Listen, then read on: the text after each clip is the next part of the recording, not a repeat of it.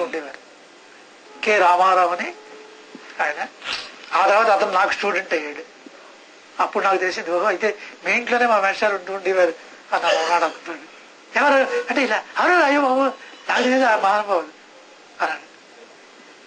బోట్లో పనిచేస్తూ ఉండేవాడు, ఇప్పటికీ ఉన్నాడు ఆయన, రిటైర్ అయిపోయి. అక్కడ ఉంటూ ఉండేవారు. ఉంటే నన్ను పిలిచి ఇవన్నీ కూడా జరుగుతున్నాయి కదా, వీళ్ళకేమో ఇబ్బందులు గట్రా వస్తూ ఉంటూ ఉంటాయి, ఏవో మధ్య మధ్య నడపాతడమా గ్యారంటీగానే, అంచేది ఇవన్నీ కూడా నువ్వు బాధ్యత వహించి వాటిని నిర్వహిస్తూ ఉండాలి అని అప్పచెప్పడం అనేది జరిగింది 74లో. అంటే అప్పుడు సందేహం అండి, శుక్రవారం నాడు ధర్మగుణం గురించి మాస్టర్ గారు చెప్పేవారు కదా, ఆ పేపర్ వచ్చింది కదా, ఎక్కడి నుంచి వచ్చిందండి అది? బాంబే నుంచి వచ్చింది. యునైటెడ్ లాడ్జ్ ఆఫ్ థియాసఫిష్ అన్న దగ్గర నుంచి వచ్చింది. ఇప్పటికీ ఉన్నది అది, ఆ యునైటెడ్ లాడ్జ్ ఆఫ్ థియాసఫిష్. ఇప్పటికీ వస్తూనే ఉంటాయి కాగితాలు. అంటే అందులో మెంబర్షిప్ తీసుకున్న వాళ్ళకే వస్తూ ఉంటాయి, అందరికీ పంపించరు. ఆ బాధ్యత అదే నువ్వు చూడాలి. దానికి మరి కొంచెం ఈయన పనిలో వచ్చారు, ఎవరు వర్మగారు. ఈ 2 కారణాల చేత అలాగైతే స్వీట్గా తీసుకుంటాను, నాకే అభ్యంతరం లేదు అని. ఉదయం 6:30కో ఇంటి ఉదయం 6:30కో ఎంతకో ఆ రోజుల్లో నాకు టిఫిన్ కూడా పెద్ద అలవాటు ఉంటూ ఉండేది. కాఫీ తాగడమే 2 సార్లు. ఆ కాఫీ తాగి బయలుదేరి రాత్రి మళ్ళా ఇంటికి వెళ్ళేసరికి 12 దాటిపోయేది ఎప్పుడు కూడా. అంటే ఇన్ని చూసుకుని ఒకటి ఒకటి ఒకటి ఒకటి ఒకటి అది. అప్పుడు మా జనకులం పిల్లలు గోల పెట్టేశారు పాపం. అదేమిటది మీరు ఇంత బిజీ అయిపోయారు, మరి మాకు లెక్కలు చెప్పే దిక్కేమిటి, అదేమిటా నేను ఎప్పుడైనా దిక్కు నేనని చెప్పాను ఏమిటి, నేను దిక్కు అది మాస్టర్ గారే దిక్కు, ఎవరెవరు చెప్తారులేండి పర్వాలేదు, మరి ఎలాగ నేను ఎందుకు చిక్కుపోతున్నాను రాలేకపోతున్నాను అని అంటే వాళ్ళందరూ కూర్చుని వాళ్ళు ఒక స్కీమ్ ఒకటి తయారు చేసుకుని వచ్చారు నా దగ్గరికి. ఏమిటి అంటే, మీరు మధ్యాహ్నం భోజనానికి కదా వెళ్తూ ఉండాలి ఇంటికి తప్పనిసరిగాను, అంచేది మేము ఇంటికి వెళ్ళి మీ ఇంటికి వెళ్ళి రోజుకొకరం చొప్పున ఇంటి దగ్గర నుంచి మేము క్యారేజీ పట్టుకొస్తాం ఈ వాణి ప్రింటర్స్కి.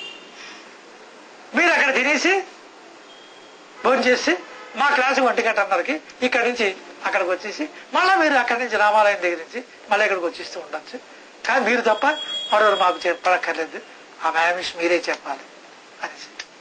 పాప డీసీని వీళ్ళందరూ కూడా చిన్న పిల్లలు, నిక్కర్లు కాకి జనకులం యూనిఫారం వైట్ షర్టును తర్వాత కాకి నిక్కరను. అక్కడి నుంచి ఇప్పటికీ మా ఆవిడ వాళ్ళని తలుచుకుంటూ ఉంటే దానికి కంటతడి వచ్చేస్తూ ఉంటుంది. పిల్లలు ఆ ఎండల్లో బుర్రోమని అక్కడి నుంచి వస్తూ ఉండేవారు మీరు క్యారేజ్ పట్టుకెళ్ళడానికి. అలా అక్కడ తెచ్చేవారు నాకు క్యారేజ్. ఈరోజు అంటే ఖాళీ అనేది లేక ఆ టైంలో ఇంతకీ ఇదంతా ఎందుకంటే ఒక చిన్న ముచ్చట, మాస్టర్ గారి దానికి ముచ్చట్లు చాలా ఉన్నాయి కదా, ఎందుకో నాకు జ్ఞాపకం అవుతుంది. మీరు విన్నారేమో నాకు తెలియదు, విననే వాళ్ళకి చాలా ముచ్చటగా ఉంటుంది. సరిగ్గా ఆ 74లోనే మనం మొట్టమొదటిగా మాస్టర్ గారు చేసేటటువంటి పూజా విధానం ఏదైతే ఉందో దాన్ని బుక్ ఫారంలోకి తీసుకురావడం అనేది జరిగింది. అంటే ఒక రైల్వే ఎంప్లాయీ ఆయన వచ్చి, మాస్టర్ గారు ఇంత ఘనంగా పూజ అనేది నిర్వహిస్తూ ఉంటారు కదా, అది 10 మంది నేర్చుకోవడానికి ఆ పూజా విధానము అని మనం పుస్తకం వేస్తే బాగుంటుంది ఏమిటంట అని నలుగురితో ముసరించాడు. చేస్తే తప్పకుండా చేయొచ్చు, కానీ మన మాస్టర్ గారి తాలూకు అనుమతి తీసుకోవాలి, అది మాస్టర్ గారికి చేద్దాం అని చెప్పడం జరిగింది. తప్పకుండా అలాగే చేద్దాం. మాస్టర్ గారికి టైం లేదు కూర్చుని ఆ స్క్రిప్ట్ అంతా రాయడానికి.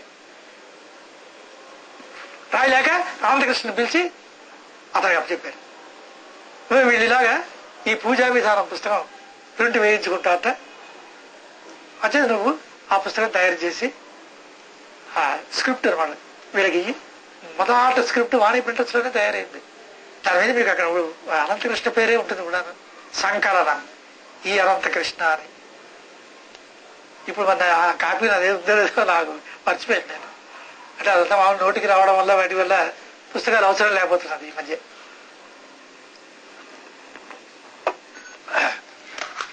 తయారైంది.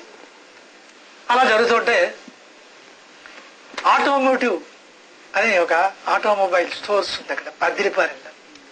అందులో సేల్స్ మేనేజర్గా పనిచేస్తుండేవాడు ఆయన. ఎన్బికేవి ప్రసాద్ అనేసి ఆయన కొంచెం బాగా డైనమిక్ గా ఉంటుండేవాడు ఆయన కూడా. మాస్టర్ గారికి మాస్టర్ గారు చాలాసార్లు వాళ్ళ ఇంట్లో కొన్ని క్లాసులు కండక్ట్ చేస్తుండేవారు. ఇప్పుడు రాత్రి 11 గంటల నుంచి అక్కడ ఆ ఇంట్లోనే తయారైంది పుస్తకం. అది ఇంకా ప్రింట్ అయ్యి రాలేదు, కానీ మన తంత్రశాస్త్రం మీద ఓ పుస్తకం. ఆయన ప్రెస్కి వచ్చి ఏమిటి చేశాడు ఏమంటే, నేను మేషారికి ఉత్తరం రాశాను. యూరోప్లో ఉన్నారు మేషారు. ఏమిటి అంటే, మేషారు మీ పుట్టినరోజు వస్తున్నది 11వ తారీఖు నాడు, ఆగస్టు రేపు వస్తున్నది కదా 11వ తారీఖు నాడు, మీ పుట్టినరోజు నాడుకి మమ్మల్ని ఏమిటి చేసు తిరమన్నారు, అది ఈయన చేసిన ఘనకార్యం అని మేషారు ఉత్తరం రాశాడు. మేషారు ఊరుకుంటారా? ఆయన తిరిగి వెంటనే జవాబు ఈమెయిల్లో పంపించారు. ఆ రోజుల్లో ఉండే ఈమెయిల్. ఆయన జవాబు ఏమిటంటే, మీరందరూ కూడా బొబ్బట్లు చేసుకు తినండి అని నా పేరు చెప్పి ఆ ఉత్తరం పట్టుకుని నా దగ్గరికి వచ్చాడు.